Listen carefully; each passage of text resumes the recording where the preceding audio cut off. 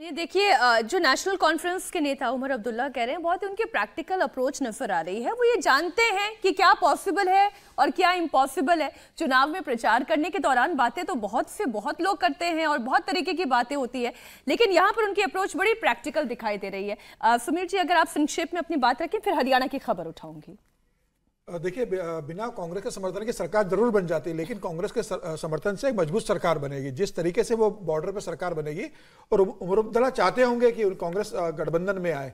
देखिए, कांग्रेस का जिक्र करूं पहले इसके एक लाइन में आम आदमी पार्टी का जिक्र कर दूं। कल आम आदमी पार्टी का बयान आया है जम्मू कश्मीर के अध्यक्ष का कि दिल्ली में हमारी सरकार है, पंजाब में हमारी सरकार है और जम्मू में भी हमारे समर्थन से सरकार बन रही है, तो हम जम्मू में भी सरकार का हिस्सा है।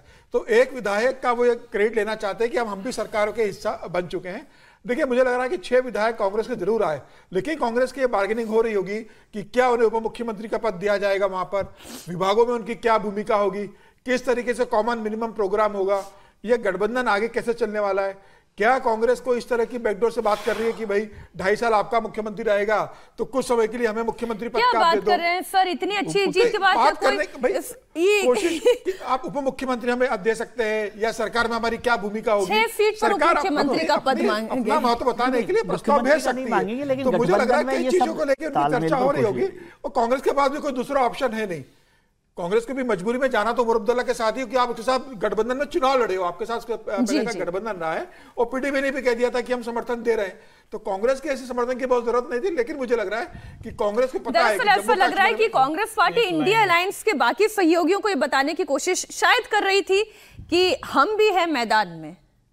नहीं, देखिए, एक जो सवाल आपने शुरू में पूछा था ना कि क्या हो गया कि वहाँ नेशनल कॉन्फ्रेंस में ने कर लिया और अखिलेश यादव नहीं कर पाए।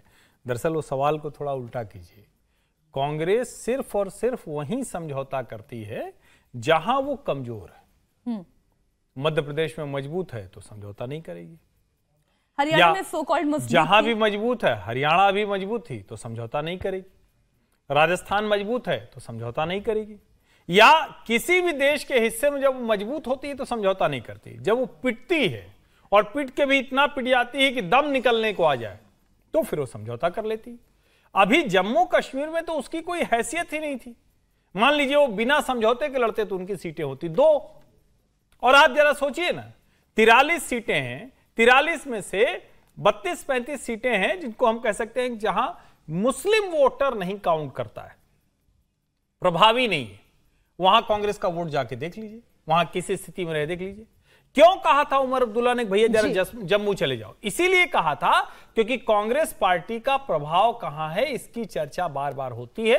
तो जम्मू कश्मीर में मुस्लिम वोटों के लिए कांग्रेस की जरूरत अब्दुल्ला परिवार को नहीं। देखो, गठबंधन की राजनीति पर एक छोटी सी बात कर दूं कि गठबंधन की राजनीति बहुत कॉम्प्लेक्स होता है ना, कॉम्प्लेक्सिटीज बहुत होती है। एक वाजपेयी सरकार का वक्त था 98 का, तो जयललिता जी सपोर्ट कर रही थी डीएमके, एआईडीएमके वाजपेयी सरकार को, कह दिया था, अश्योर कर दिया था कि सपोर्ट करेंगे, लेकिन उनकी शर्त थी कि सुब्रमण्यम स्वामी को वित्त मंत्री बनाया जाए। और इसको ध्यान करते हुए उस समय के जो राष्ट्रपति थे नारायण साहब, उन्होंने वाजपेयी जी को कहा कि नहीं, केवल समर्थन का ऐसे नहीं, समर्थन की पूरी लिस्ट आप हमें दीजिए कि कौन समर्थन कर रहा है और उनके साथ कितने लोग हैं, दस्तखत करके।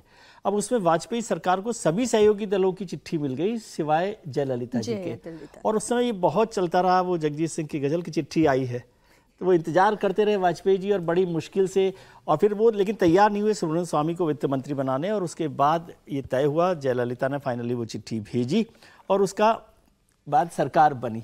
दूसरी तरफ जैसे अवधेश जी ने कहा कि सोनिया जी नाराज थी मुलायम सिंह जी से 2004 में, लेकिन याद करना चाहिए कि क्यों नाराज थी वो, कि 1999 में मुलायम सिंह जी की वजह से कांग्रेस की सरकार नहीं बन पाई थी। जब वाजपेयी सरकार गिरी जयललिता के समर्थन विड्रॉवल के बाद, तो सोनिया जी गई थी वहाँ राष्ट्रपति भवन मिलने, और उन्होंने कहा कि भाई, बहुत फेमस कोट रहा उनका कि वी हैव 272, सोनिया जी ने फोरकोर्ट में आकर कहा था।